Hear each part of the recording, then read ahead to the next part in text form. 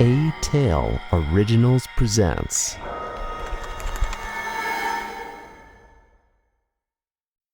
The soldier's sword was slick with sweat and blood by the time that he cut his way through the last of the guards surrounding the chief. Somewhere in the fighting, his helm had been knocked off his head, and there was something damp and hot running down the side of his brow. Lamfria, the soldier thought, for the briefest second as the sun dazzled his eyes. He could almost imagine her cool hands as she would press a moistened cloth to his brow after a long, hot day of sword practice. "Oh my Nico, what are the legions doing to you now?" She would scold him lightly before he would catch her golden skin in his own rough grasp, pulling the woman he loved towards him. "No," the soldier shook his head. No time to think about that now." Was he injured? He felt giddy and a little weak, and there was a dull ache on his brow. Had the blow that had relieved him of his helmet been stronger than he had thought? "Flua Roma Huns," the large man ahead of Nicodemus spat. Wulfric ap Gorgian, or the Boar as he was known, was as tough as his name suggested. The Roman soldier could see. Even though Nicodemus had buried his short spear in the German chieftain's leg, Wulfric still stood. Having torn out the spear himself whilst his shield warriors had attacked the Imperial Roman tax collector. "Speak Latin, Chief Wulfric, or else I'll tell my men to drag you back to Rome naked and tied to the back of a horse." Nicodemus cursed at the man who was almost twice his size. It felt good for the tax collector to finally vent his anger and frustration.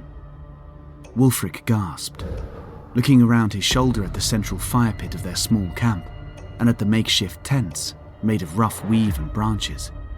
This was a warrior's encampment, but it looked as though the Boar had no warriors left. The tents had been trampled, the fire's coals scattered by Roman feet, and the bodies of half a dozen Germanic tribesmen lay scattered dead and dying. But there was still one problem, one that Wulfric could see as well. "You may have cornered me, Roman, but where are your men too?" The chief wavered on his wounded leg, swiveling his head again to see if there was a weapon nearby. Nicodemus didn't have to answer, as screams echoed from the dense pine forests around. Some of the voices sounded Roman, but many more sounded Germanic to him. "Doesn't matter, Chief Wulfric. I'm still the only one here with a sword. Now on your knees, and call your warriors off or..." "Hiya!" Wulfric screamed, suddenly lurching forward, his eyes rolling, phlegm frothing at his mouth. The soldiers couldn't understand what the big man was even thinking of doing, attacking unarmed. Did he imagine he could win? Nicodemus coolly stepped aside, delivering a flat-of-the-blade strike to the chief's wounded leg, causing a squeal of pain as he tripped and smashed down into the muddy, battle-churned floor. They have some bizarre notion of dying in battle, Nicodemus remembered from his tutor's lectures. All the German tribes are mad. All they want is a weapon in one hand and ale in the other. But the tax collector had never met a man who, when facing their own death, would not rather choose life. He stepped forward, prodding the chief's wounded leg with his own, causing another grunt of agony from the man below him. "Hunds, Kopf, Scheiße!" The chief was grunting, falling suddenly silent as Nicodemus settled his blade just under the man's hairy chin. "You want to die, Chief Wulfric?" Nicodemus hissed, as there came a crashing and gurgling sound from the tree line. More Roman soldiers prodding ahead of them bound, gagged and injured Germanic warriors. "You want all your men to be killed and burned in a heap by the roadside?" Nicodemus watched the chief's eyes widen roll and saw the fanaticism and fear manifest in the man's eyes. "Think before you choose, Chief Wulfric. Think of what I am offering you. A chance to leave Roman lands, go back up north to your mountains and your rivers and never set foot on Imperial soil again. You get to remain a chief. You and your men get to see your children again. To have more sons and daughters. Isn't that what every man wants? Chief Wulfric squirmed. But you Roman, will never leave us alone. This land was ours. Nicodemus prodded him none too gently in the leg. He'll be lucky if he ever walks straight again, the soldier thought. This land is Roman land, and you never paid your taxes for Roman roads and Roman trade and Roman wine. So, this is your chance, Chief Wulfric. If you so wish to deny what is Rome's, then you may leave. Go far beyond her borders and take your people with you, or Rome will take her cost from your hide. Another prod from Nicodemus's sword, as behind him the rest of the soldiers were lining up the chief's warriors and forcing them to kneel. Nicodemus saw the look change in the chief's eyes as the fight went out of him. Wait. The soldier held up one hand to his men. I accept. Wulfric gasped from the floor. Leave my men alive. We'll go, we won't come back. Sir! One of the Roman soldiers, a large man called Maximus, bristled at the thought of letting these Northmen go. Captain Octavius! Halt your swords, men! Nicodemus shouted, stepping back from the chief at his feet. You heard the man. He will take his tribe and leave Rome's borders for good. We'll spill no more blood on this day. Captain! Maximus himself, helmetless, shaved head with a lifetime of scars all over his body. You cannot be serious. These are swine, less than dogs. Let them go and they'll only breed and come back 10 times more. I said we let them go, Nicodemus shouted, glaring at the larger soldier. Maximus had been in his squad since his first commission, and he'd been a thorn in his side even then. Obey me, Maximus, or by Mars himself I swear. Silence fell over the ruined camp. The chief on the ground looked from his captor to his soldiers, wondering who would win the day. The other Roman soldiers looked more in tune with Maximus's way of thinking, but neither dared to speak out against their captain. Fine, Maximus grunted, lowering his sword. And may Pluto be your judge, Nicodemus Octavius. He sneered, stamping away from the scene back to where the squadron had left their horses. Phew, Nicodemus thought. That could have been worse. Take their weapons, show them the road, the captain said wearily, suddenly exhausted as he watched his squad none too gently prod their recent foes into action. The last to leave was Chief Wulfric himself, hobbling between two of his own injured men. The chief looked back at Nicodemus, pausing on the edge of the trail back into the woods. For a moment, the two men just silently regarded each other, both wondering if they had made the right choice. And then, with the best wolfish leer that the injured chief could manage, he bared his teeth at the tax collector before turning and vanishing into the trees. I am such a fool. Maximus was right. Nicodemus groaned, tottering on his feet as the tiredness rushed up through his legs like a physical ache. He just barely managed to get his back to a tree and slide down it, as young Nuvius rushed up to him with water. Bit of a bad old bash you got on your head there, Captain, sir. The lad, the youngest of their legionaries, babbled away as a sudden memory of laughter and a hint of rose fragrance met Nicodemus's senses. Don't worry, Cap. We'll get you fixed up. And don't worry about Maximus, sir. The guy lost his family to the Northmen, you see, and that left him, Whatever the personal tragedy of the angry Maximus, Captain Nicodemus didn't hear the rest of it, as his mind was full of faraway scents, sights, and voices.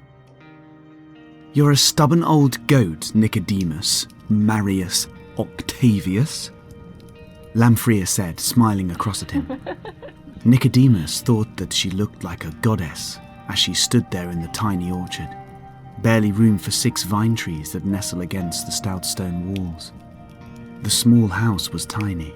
It used to belong to a merchant who died leaving debts high enough to reach Mount Olympus, but that made the place cheap enough for the newly appointed Captain Octavius to afford. It was in Rome, and that was all that mattered, a Rome chateau for a Rome life. "But you like it?" Nicodemus grinned.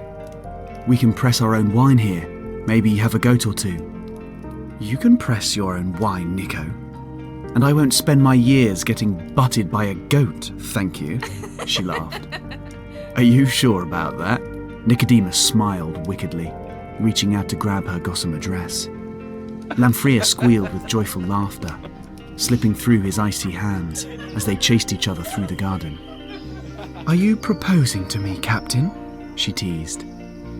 "Maybe I am. Maybe I am." Nicodemus smiled as, just for that moment, absolutely everything about his life was going how it should do. It was perfect. He had just been promoted to captain, given a squadron of his own to keep charge of, and looked to be on the rise. What better prospects for a potential soldier's wife? Nicodemus made a grab for Lamphria once again, and she spiraled out of his grasp, always deliriously out of reach. For a moment, the sun flashed through her robes, and Nicodemus had to squint at the brightness. She looked as though she had been transformed into golden light, as if Jupiter herself had grown jealous of the 2 lovers.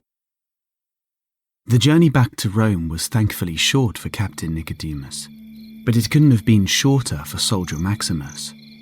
Every night the large man grumbled from his place around their shared fire pit, throwing glances again and again in the direction of the captain's tent. What does he know of war? Maximus muttered to the other soldiers, only to receive dismissive taunts and jeers. Go back to sleep, Maximus. They would laugh or say, You're getting paid, ain't you? Why grumble and complain? The soldiers were, for the most part, a mixed bunch of Roman centurions, some as old and seasoned as Maximus, while some others had seen their time on the battlefields and the distant frontiers of war.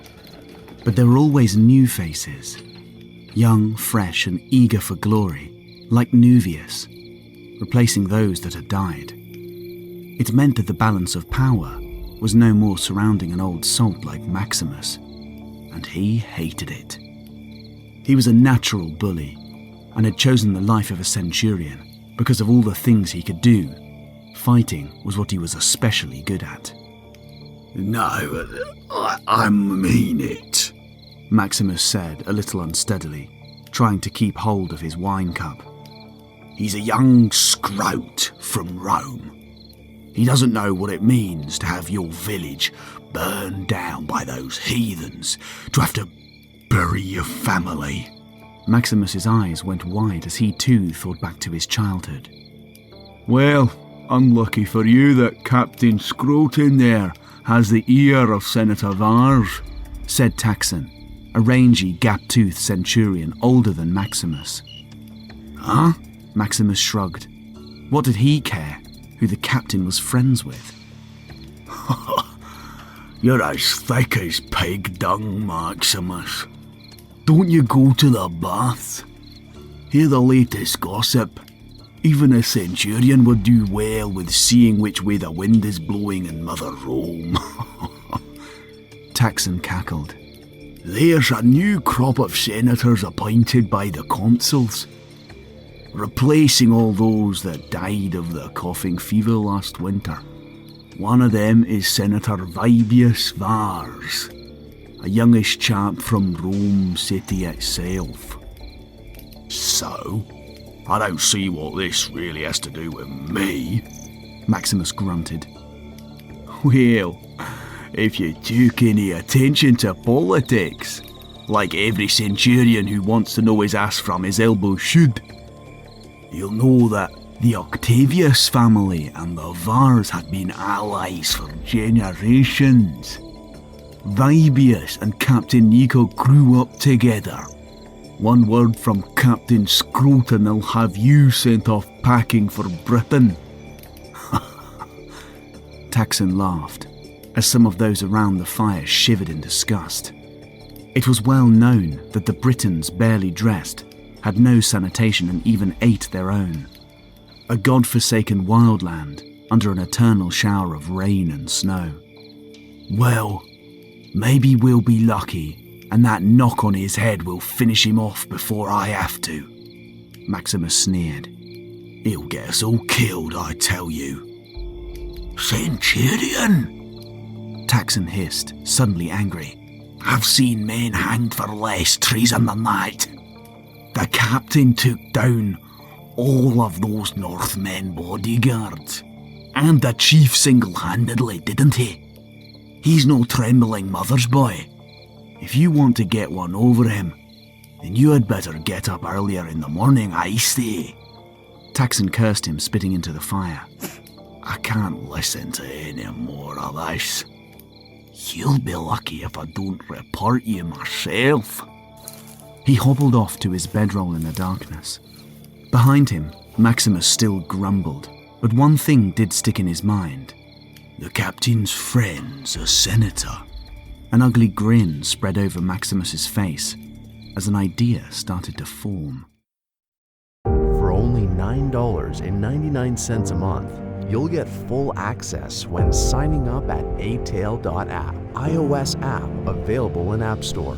So click and sign up now. atail.app. Let the adventure surround you.